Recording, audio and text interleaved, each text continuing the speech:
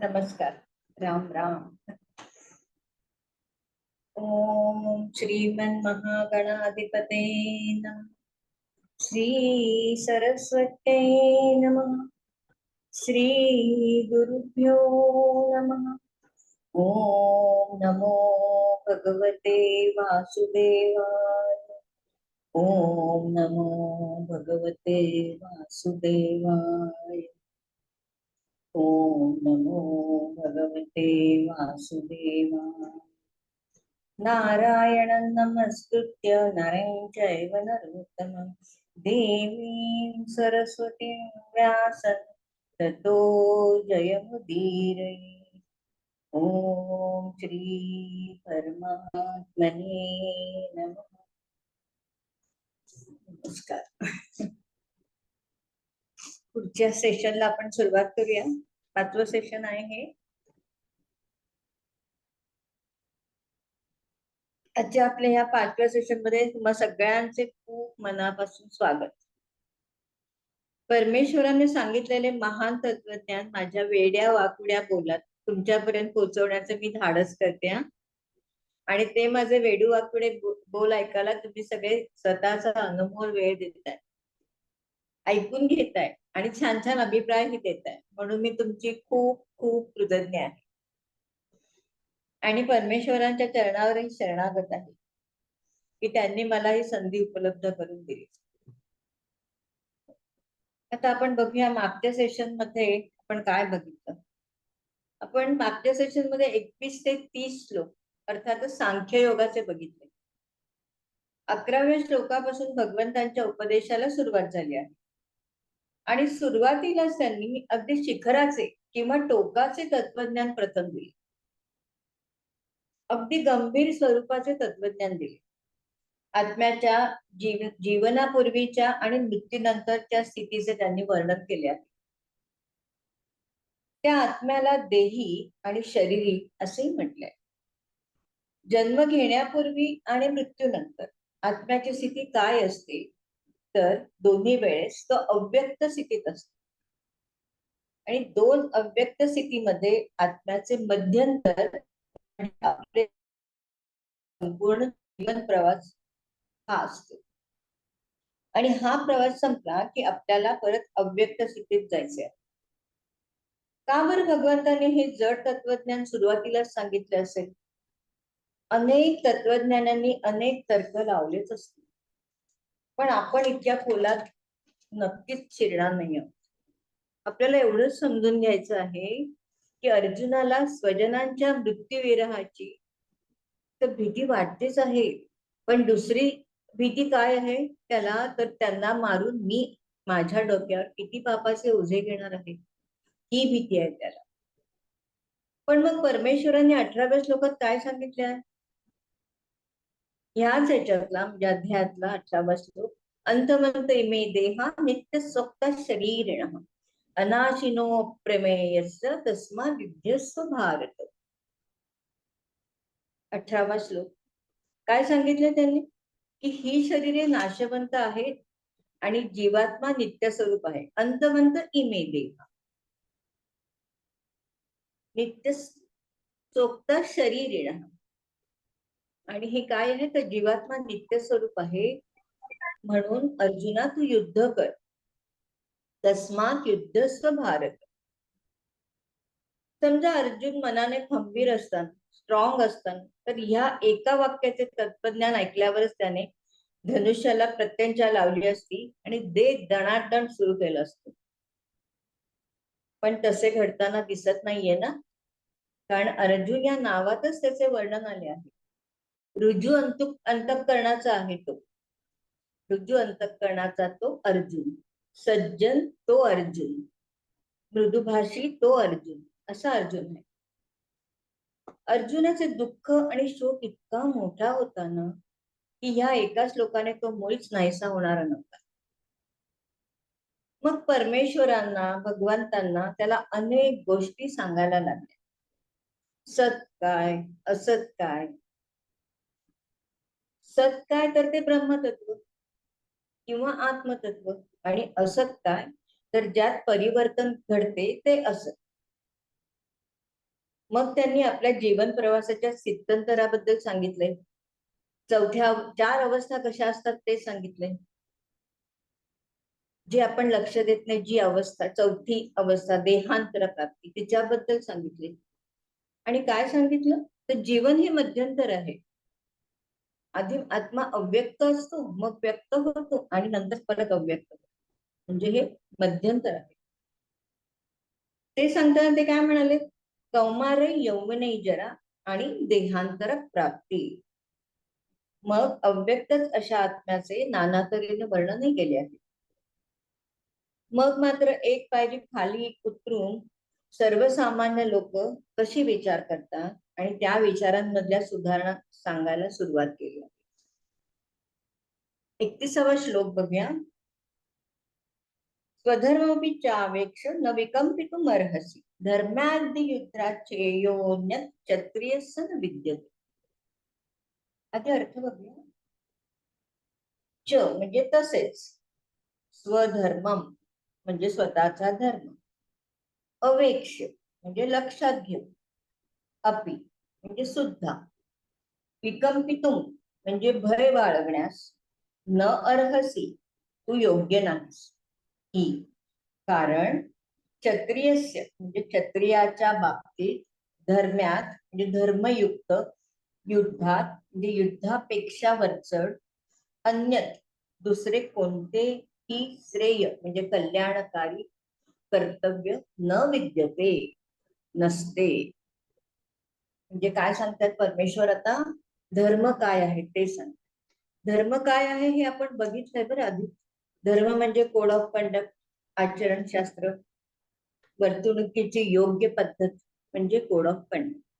मग क्षत्रियाची व्याख्या काय आहे, तर रक्षिती क्षत्रिय. हा अर्जुन तर वर्णाने क्षत्रियच आहे ना, आणि पांडवांनी राज्य करणे हेही अपेक्षित आहे. मग राजाचा धर्म काय, राज्य करणाऱ्यांचा धर्म काय, तर तेव्हाच्या व्यवस्थेनुसार प्रजेचे पालन करणे, प्रजाहित दक्ष असणे, ब्राह्मणांचे रक्षण करणे, त्यांचा आदर करणे, पशुधन सांभाळण्यासाठी सर्वतोपरी सहाय्य करणे आणि युद्धातून पळून न जाणे हे सुद्धा मनुस्मृतीमध्ये राजाच्या कर्तव्याबद्दल विदित केले आहे. इथे धर्म आणि कर्तव्य कथन समानार्थीच आहे बरं का. राजाने कर्मपालन केले म्हणजे धर्मपालन केले असे म्हणायचे. मग स्वधर्म आचरण हे पाप कसे होईल बरं. क्षत्रियाला धर्मयुद्धाकरीत दुसरे काही श्रेयस्कर नाही, हाच क्षत्रियाचा पुरुषार्थ आहे. पण जर तू युद्धापासून परावृत्त होशील तर ते पाप आहे. असे युद्धाचे भय बाळगणे हे योग्य नाही. हे या 31व्या श्लोकात त्यांनी सांगितलंय. धर्मादि युद्धाचे योन्नत क्षत्रियस्य विद्यते, याच्यापेक्षा श्रेयस्कर काहीही नाही. आपण आता धर्म, कोड ऑफ कंडक्ट किंवा आचरणशास्त्र व्यवहारात किंवा आपल्या जीवन प्रवाहात कसे अनुसरत असतो ते बघूया. आपले आचरणशास्त्र आपल्या वयानुसार, काळानुसार, स्थानानुसार, पेशानुसार बदलतच असते. आपण ज्या ज्या वयात असतो त्या त्याप्रमाणे वागत असतो. लहानपणी विद्या संपादन करणे हा धर्म असतो. त्या वयात काम करणे ही कायद्याने सुद्धा बंदी आहे बरं. पण तेच तरुण वयात जॉब करणे, काम करणे, कमावणे, घर संसाराची काळजी घेणे हा धर्म आहे. पेशानुसार कसे धर्म बदलत असतात ते बघूया. एखादी व्यक्ती डॉक्टर आहे, अगदी हार्ट स्पेशालिस्ट आहे, पण तिला त्या व्यक्तीला पूजा पाठाची पण आवड आहे. समजा डॉक्टरांकडे हार्ट ट्रबल वाला पेशंट आला तर तो प्रॉपर ट्रीटमेंट देईल की घरी जाऊन सत्यनारायणची पूजा घाला असे सांगेल. नाही ना. म्हणजे परमेश्वराच्या सेवेत ताकद नाही असं अजिबात नाहीये, पण डॉक्टरी पेशाचा धर्म आहे का तू, नाही. डॉक्टरी पेशाचा जो धर्म आहे तोच त्याने अवलंबिला पाहिजे ना. समजा मुलं होत नाही म्हणून एखादं कपल गायनाकॉलॉजिस्ट कडे गेले आणि त्याने सांगितले काही नाही हो, एक पुत्रकामेष्टी यज्ञ करा, तर काय होईल. अरे हे सगळे काळानुसार बदलले. प्रत्येक पेशाचे काही धर्म आहेत. वागण्याची काही हे सांगितले, नियमावली दिलेली आहे. आता बघा ना, शेजारी राहणाऱ्या कुटुंबाला मदत करणे हा आपण शेजार धर्म आहे असे म्हणतो ना. किती कुठे रिलिजन आड येते. तसंच मुलीच्या बाबतीत ही कन्या धर्म, स्नुषा धर्म, माता धर्म, पत्नी धर्म, भगिनी धर्म हे वयानुसार काळानुसार असतातच. आणि ही सगळी वागण्याची नियमावली आहे. खरं म्हणजे धर्म या विषयावर आपल्याला खूप बोलता येईल. आता गंमत म्हणून सांगते हा, आपल्या पेशानुसार आपला जो धर्म आहे तो प्रसंगानुसार बदलायला लागतो बरं. कसं ते बघूया ना. आता समजा बदलला नाही तर, पेशाचा धर्म आहे तोच घरात ठेवला तर का होईल. समजा एखादा इंजिनियर आहे आणि बायकोने त्याला गाजर चिरण्याचे काम दिले, तर तो बायकोला विचारेल किती डायमीटरचे कापू, किती रुंदी हवी, किती जाडी हवी, वगैरे वगैरे. आता डॉक्टर असेल ना, तर काय करेल, फ्रीज मधून काढलेल्या भाजीचे टेम्परेचर बघ आणि किती टेम्परेचर झाल्यावर कापायला घेऊ हे विचार. सुतार असेल तर गाजर कापायला पर्वतच घेईल, आणि एखादा डॉन असेल तर तो बायकोला विचारेल या गाजराच्या आधी डोके कापू की तंगड्या. अशा सगळ्यांच्या बायकांचं काय होईल, म्हणजे बहुतेक कोमातच जातील नाही. पण आपले भगवंत अर्जुनाला सांगत आहे ना, की न घाबरता तुझा जो क्षत्रियाचा धर्म आहे ना त्याचेच अवलंबन कर बर, तोच कल्याणकारी आहे. का बरं या धर्माचं अवलंबन करायचं, काय होणार आहे त्याने. आता भगवंत पुढच्या श्लोकात सांगतायत ते कारण. यदृच्छया 32वा श्लोक घ्या. यदृच्छया चोपपन्नम स्वर्गद्वारम अपावृतम सुखिना क्षत्रिया पार्थ लभन्ते युद्धमीदृशम्. अर्थ बघूया याचा. पार्थ, हे पार्थ, यदृच्छया म्हणजे आपोआप, उपपन्नम प्राप्त झालेले, च अपावृतम आणि उघडलेले, स्वर्गद्वारम म्हणजे स्वर्गाचे द्वारच असे, ईदृशम म्हणजे अशा प्रकारचे, युद्धम म्हणजे युद्ध, सुखिनः म्हणजे भाग्यवान, क्षत्रिय म्हणजे क्षत्रिय लोकांनाच लभन्ते प्राप्त होते. काय म्हणतात भगवंत, हे पार्था, हे असे आपोआप समोर आलेले आणि उघडलेले स्वर्गाचे दारच आहे जणू काही. असे हे युद्ध भाग्यवान क्षत्रियांनाच लाभते बरं. कारण हे जर तू युद्ध करतो आहेस ना, ते आहे धर्मयुद्ध. हे मूळ स्वार्थासाठी असलेलं युद्ध नव्हे. आणि तेही कोणाच्या विरोधात लढायचं आहे, तर भीष्माचार्य, द्रोणाचार्य, कृपाचार्य, कर्ण अशा या आणि अशा महान योद्ध्यांशी लढायचं. महान योद्धेही आहेत आणि आप्त पण आहेत. त्यामुळे भावनांवरही ताबा हवाय आणि कर्तृत्वावरही ताबा हवाय. दुर्योधनाने म्हटलं होतं ना, सुईच्या अग्रावर राहील इतकीही जमीन मी पांडवांना देणार नाही. ह्या त्याच्या दर्पोक्तीबद्दल त्याला धडा शिकवायचा आहे. माऊलींनी स्वर्गद्वार अपावृतम याचा अर्थ इतका छान सांगितलाय. आपोआप उघडलेले स्वर्गाचे द्वार यासाठी उदाहरण की असं दिलंय ना, की जांभई आल्यावर तोंड उघडावं आणि त्यात अमृताचा थेंब पडावा, असं हे युद्ध तुझ्या सोयासमोर आलेले आहे. किती सुंदर कल्पना आहे. तर आपण बघा, दर्पोक्ती बद्दल बोलूया. जी दुर्योधनाची दर्पोक्ती होती, तर लहानपणी बघा आपण आपल्या आई वडिलांकडून ससा कासवाची गोष्ट ऐकली, हो की नाही, आणि तीच गोष्ट आपण आपल्या पुढच्या पिढीला पास केली, सांगितली.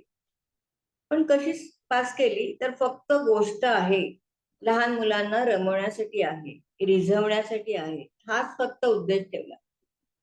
खऱ्या गाभ्याकडे लक्ष दिले नाही. तर सश्याची दर्पोक्ती किती चुकीची होती, याकडे आपणही लक्ष दिले नाही आणि मुलांचेही वेधले नाही. कुठे अप्लायही केले नाही. आपल्याची दर्पोक्ती, अगदी दर्पोक्ती नाही तर आपला अहंकार हा वाढीसच लागला. कुठे ना कुठे ही दरपुक्ती आपली उफाळूनच येत असते. मी कुठल्या तरी बाबतीत समोरच्या व्यक्तीपेक्षा कसा किंवा कशी श्रेष्ठ आहे हे दाखवून देण्याचा वाचेने केलेला प्रयत्न म्हणजे दर्पोक्ती. आपल्या सर्वसामान्य जीवनामध्ये कुठले युद्ध केले की स्वर्गाचे द्वार उघडते बरं? आता हे बघूया की आपण अर्जुनाचे स्वर्गाचे दार बघितले, आता आपले कुठले स्वर्गाचे दार? अगदी छोटी छोटी उदाहरणच घेऊया. विद्यार्थी जसे खूप शिस्तपूर्वक चांगला अभ्यास केला, काही ध्येय ठेवून अभ्यास केला, तर आपल्याला हव्या असलेल्या उत्तम कॉलेजला ऍडमिशन मिळते. हे झाले स्वर्गद्वार अपावृतम.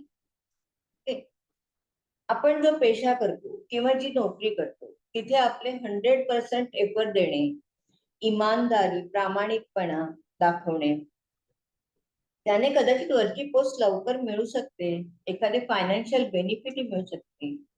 हल्ली IT इंडस्ट्रीमध्ये परफॉर्मन्स बोनस असतो तसा. मग काय झालं? मग झालं स्वर्गद्वार अपावृतम. ही आणि कितीतरी उदाहरणं आपण आपल्या जीवन प्रवासामध्ये अनुभवू शकतो.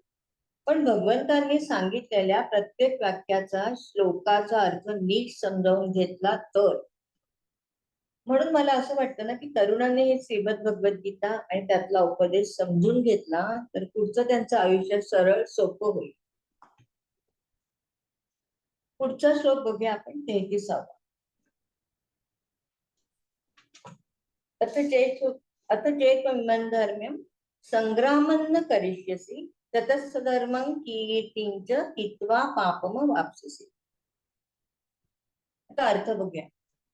अथ चेत्त्वं म्हणजे परंतु जर तू इमं धर्मम म्हणजे हे धर्मयुक्त, संग्रामम म्हणजे युद्ध, न करिष्यसि न करशील, तथा तर मग स्वधर्म स्वतःचा धर्म, च म्हणजे आणि, कीर्ती कीर्ती यांना, हित्वा गमावून, पापम म्हणजे पाप, अवाप्स्यसि तू प्राप्त करून घेशील. हे धर्मयुद्ध आहे, कलहयुद्ध नाही. परमेश्वर सांगतात हे धर्मयुद्ध जर केले नाहीस ना तर एकतर कीर्ती गमावशीलच, पण पापालाही आमंत्रण देशील. आता भगवंत सरळ सरळ सांगत आहे की तू युद्ध केले नाहीस, युद्धभूमीवरून युद्ध न करता निघून गेलास तर काय होईल? तर तुझ्या कीर्तीला बट्टा लागेल. लोक तुला पळकुट्या म्हणतील, भेकड म्हणतील. तू भावनाशील आहेस, तुला तुझ्या आप्तसख्यांबद्दल खूप प्रेम आहे, आदर आहे, हे कोणी लक्षात घेणार नाही. हे तुला माहितीये, मला माहितीये, पण इतर कोणीही लक्षात घेणार नाही. समोरचे महापराक्रमी योद्धे तू बघितलेस आणि तू घाबरलास आणि घाबरून युद्धभूमी सोडून पळत सुटलास, असेच सगळे म्हणतील ना. म्हणजे तुझी किती अपकीर्ती होईल, तुझी अकीर्ती सगळे वर्णनही करते. आणि क्षत्रियाने युद्धातून पळून जाणे हे पापही आहे, क्षत्रिय धर्माच्या विरोधात आहे. क्षत्रिय धर्माच्या विरोधात वागल्यामुळे तू पापाचा धनी होशील. सामान्यांच्या आयुष्यात पण कर्तव्य धर्म पाळण्यात कुचराई झाली ना तर त्यांनाही नावे ठेवली जातातच ना. आयुष्याच्या प्रत्येक स्टेजला आपली काही अलिखित कर्तव्य कर्म आहेत. आपण त्याला संस्कार असे म्हणतो आणि उत्तम संस्कार असलेले कौतुकाच्या पात्रतेस होतात. आता संस्कार ह्या विषयावर खूप काही विचार इथे असलेल्या प्रत्येकाच्या मनात असते. बघूया पुढे केव्हा तरी त्याच्यावरही बोलू. आता पुढचा श्लोक बघूया, 34वा श्लोक आहे. अकीर्तिंचापि भूतानि कथयिष्यन्ति ते व्यं संभावितस्य च कीर्तिर्मरणादतिरिच्यते. अर्थही बघूया आता. च म्हणजे तसेच, भूतानी म्हणजे सर्व, अव्ययाम म्हणजे पुष्कळ काळ टिकणारी, ते अकीर्ती म्हणजे तुझी अपकीर्ती, अपि म्हणजे सुद्धा, कथयिष्यन्ति म्हणजे सांगत सुटते, च इथे आणि, संभावितस्य म्हणजे सन्माननीय पुरुषांसाठी अकीर्ती म्हणजे अपकीर्ती ही मरणात म्हणजे मरणापेक्षाही अतिरिच्यते अधिक दुस्सह असते. अर्थ अगदी सरळ सोपा. तुझी अपकीर्ती सगळेच लोक कायमच सांगत राहतील आणि प्रत्येक प्रतिष्ठित व्यक्तीला अपकीर्ती ही मरणाहूनही दुस्सह वाटते. अपकीर्तीच्या बाबतीतला मागच्या श्लोकातला आणि या श्लोकातला काय फरक आहे बरं? तर परत करता बदललाय.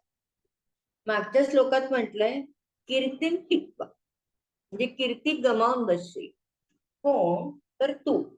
आणि ह्या श्लोकात म्हटलंय अव्ययाम अकीर्ती कथयश्यंती जे पुष्कळ काळ टिकणारी तुझी अपकीर्ती सांगत सुटतील. कोण?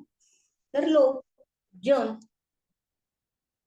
आणि पुढे म्हणत आहे संभावितस्य चा कीर्तीर मरणादती रिच्यते म्हणजे संभावित म्हणजे प्रतिष्ठिताला अपकीर्ती ही मृत्यूपेक्षाही भयंकर वाटते. अपकीर्तीमध्ये जगण्यापेक्षा आपण नाहीस व्हावं असं वाटतं. परमेश्वर इथे संभाविताबद्दलच का बोलत आहेत बरं? कारण अर्जुनाला जो जो महापराक्रमी आहे, महान योद्धा आहे, आदर्श आहे, माशाच्या डोळ्यावर नेम धरून द्रौपदीला जिंकणारा गुरु द्रोणाचार्यांचा अत्यंत लाडका शिष्य असा आहे तो.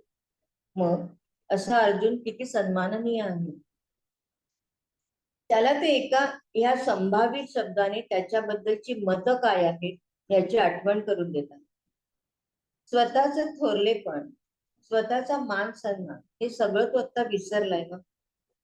मग परमेश्वर जाणीव करून देत आहे. कोण आहेस तू? तुझा अवमान होणं हे किती क्लेशकारक आहे.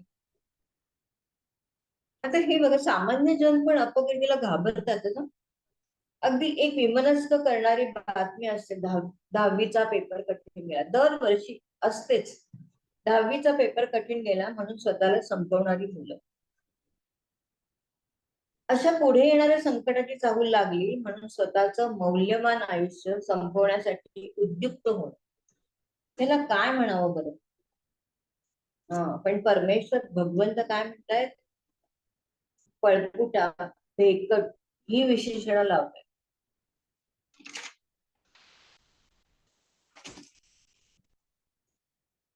आता पुढच्या श्लोकातही हेच सांगतात. 35वा श्लोक.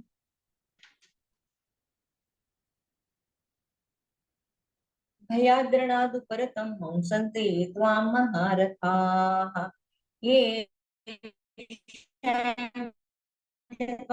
बहुमतो भूत्वा यास्यसि लाघवम्. आता या श्लोकाचा अर्थ बघूया आधी. परत च म्हणजे आणि, येशा म्हणजे यांच्या दृष्टीने, ज्यांच्या दृष्टीने, त्वम तू, पूर्वी, बहुमतः म्हणजे अतिशय माननीय, भूत्वा हो, इदानीम आत्ता, लाघवम क्षुद्रते प्रत यास्यसि म्हणजे जाशी, ते महारथा महारथी लोक, त्वाम तू, भयात भीतीमुळे, रणात युद्धातून, उपरतम मागे फिरलास, इति असे मंसनते मानतील. भीतीने मागे फिरलास म्हणून ते आता हे लोक असं मानतील. तर भगवंत अर्जुनाला त्याच्या कार्पण्य दोषापासून तेच होतं दुसरं ना.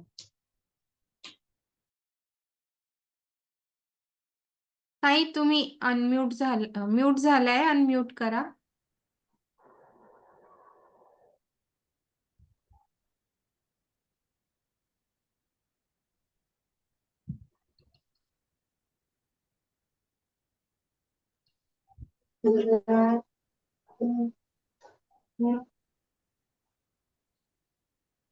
हा आता झालं. ओके.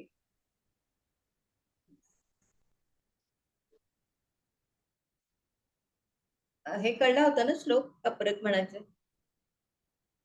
केव्हा अनम्यूट झाले कळलं नाही मला.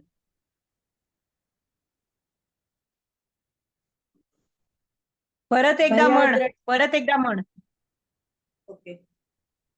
भयाद्रणादुपरतं हंसन्ते त्वां महारथाः येषाञ्च त्वं बहुमतो भूत्वा यास्यसि लाघवम्.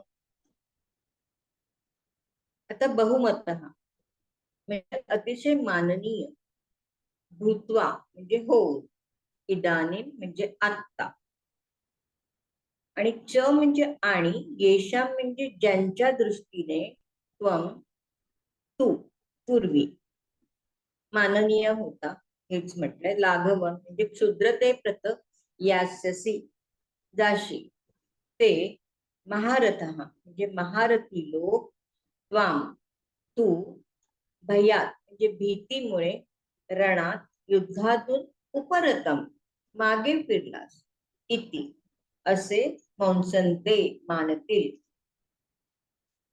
भगवंत अर्जुनाला त्याच्या कार्पण्य दोषापासून वंचित करण्यासाठी अजून काही झटके देत आहे.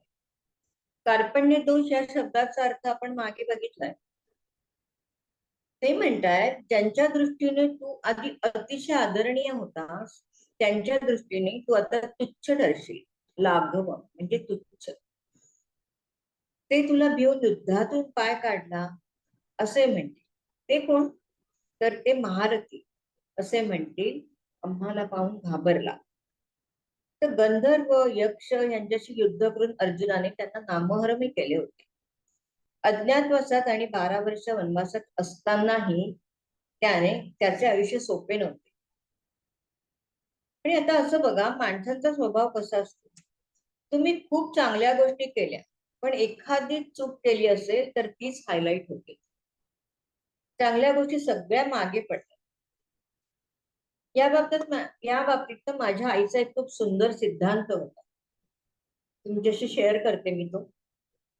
आणि तो सिद्धांत आम्हा सगळ्या भावंडांना अगदी जवळचा आहे. ती म्हणायची, कडू करावं खाली आणि गोड करावं वर. ती म्हणायची की कोणी कितीही वाईट वागलं असेल आणि त्याच व्यक्तीने एखादी चांगली गोष्ट आपल्यासाठी केली असेल ना, तर तीच लक्षात ठेवावी.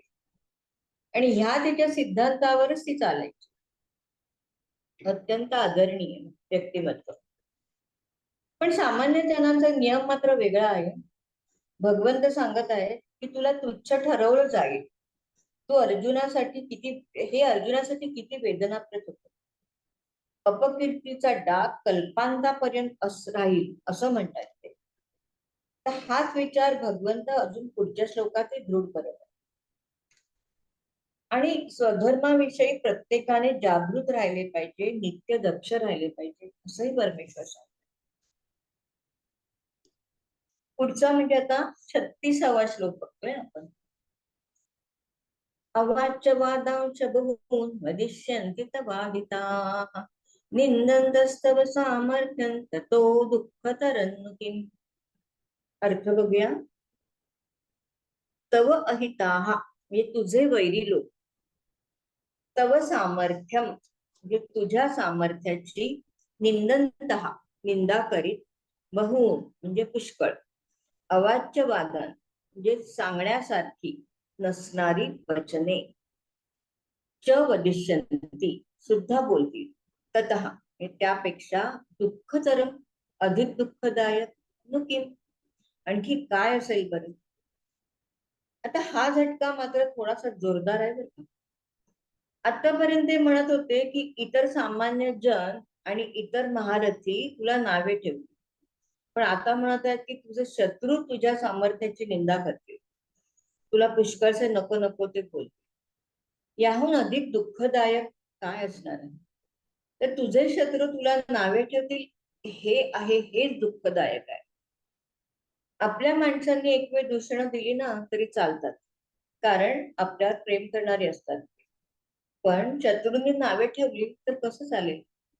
लहान मुलंही बघा ना, कोणा मित्राशी भांडण झालं आणि आई मध्ये पडली, तर तिने जर त्या भांडण झालेल्या मित्रासमोर रागवले ना, तर या मुलाचा खूप अपमान होतो. लहान असेल तरी त्यांना तो अपमान खूप कळतो. आता ही झाली लहान मुलांची मानसिकता. मग इथे तर अर्जुन आहे, अत्यंत सौम्य, हळवा, रुजू अंतःकरणाचा, तरी पण अत्यंत बलाढ्य आहे. शत्रू त्याला नावे ठेवतील, काय खाऊ आहे की काय?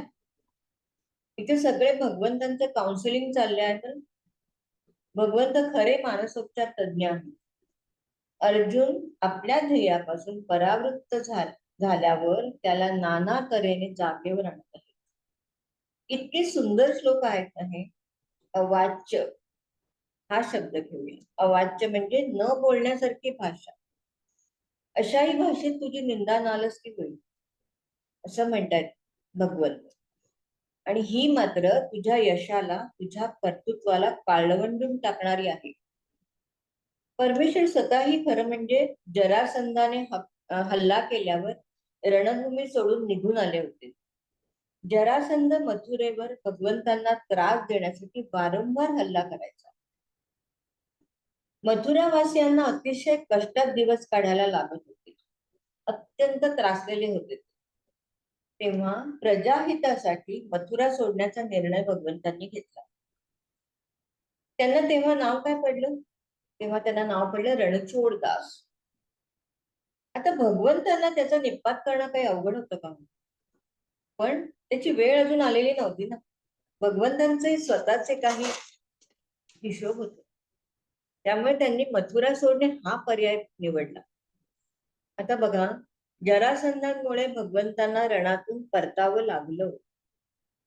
असं झालं म्हणून आपल्या मुलाचं नाव कोणी जरासंध ठेवतं का हो? नाही ना.